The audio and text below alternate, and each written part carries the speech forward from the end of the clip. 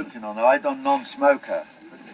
Although in the gliders during training many of us have been sick and nobody was worse than I was, on that night I don't think anybody was sick. Whether it was because it was a particularly calm flight or whether it was because we were too worried to be sick, I don't know. But I can assure you all, we were all bloody scared. And anybody, yes, and who can't, and anybody who says they were not scared on an occasion like that is either a fool or a damn liar. Before we cast off, I imagine that everybody said a little prayer to themselves, although that was nothing to what when we actually came in. Now we imagine now that the glider pilot has given us the signal that we're casting off, and everything was intensely quiet at that moment.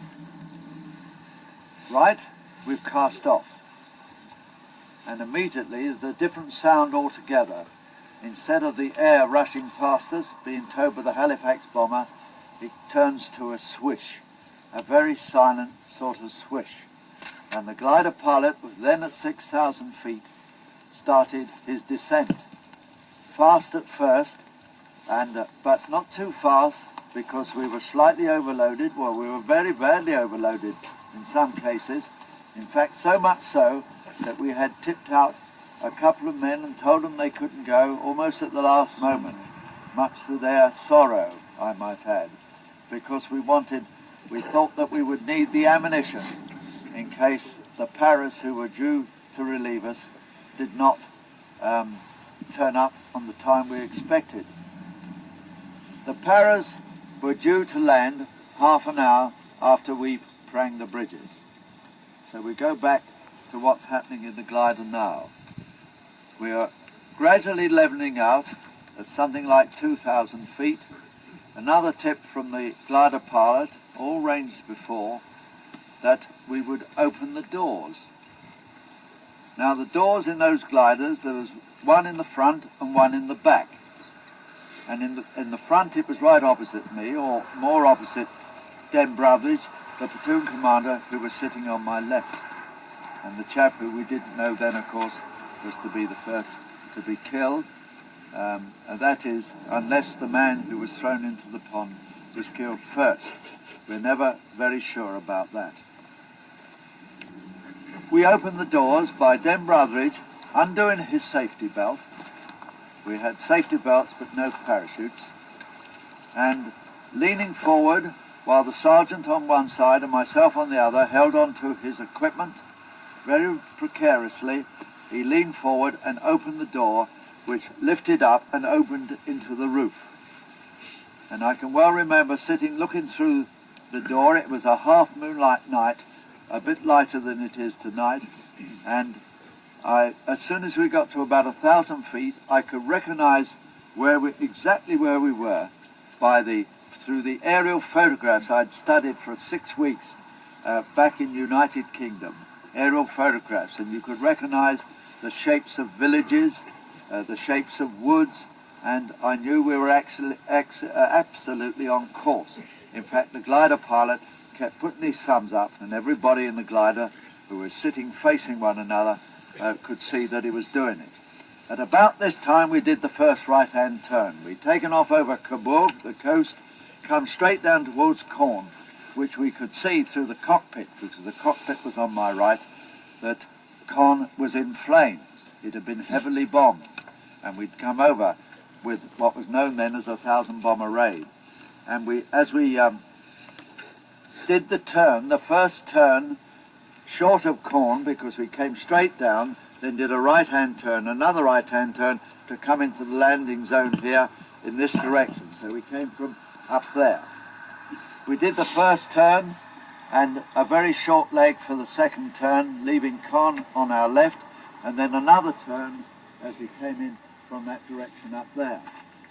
And as we did the second turn, it was probably down to 300 or 400 feet. And as we turned, I saw the canal for the first time.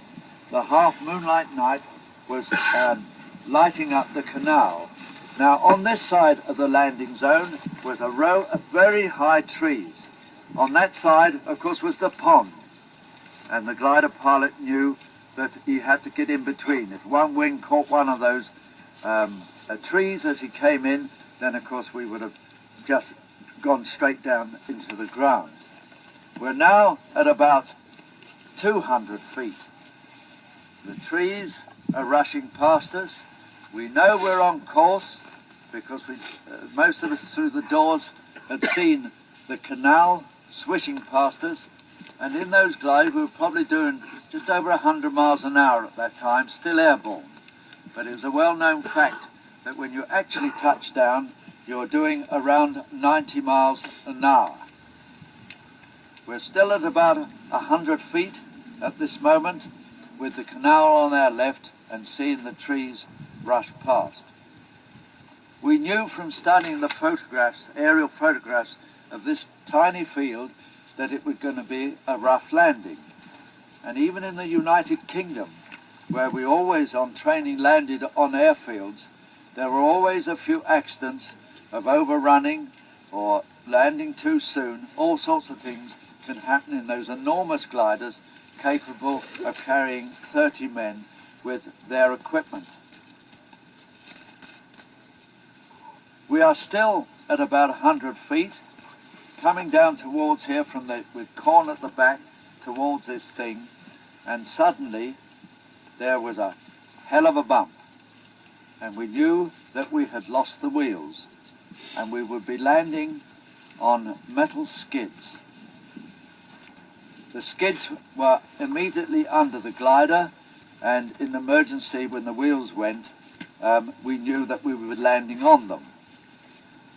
As we touched down, the wheels left and we were airborne again, just for a couple of seconds, perhaps even less, and then zip again. This time it was very, very shuddery, hell of a noise because we were on the skids.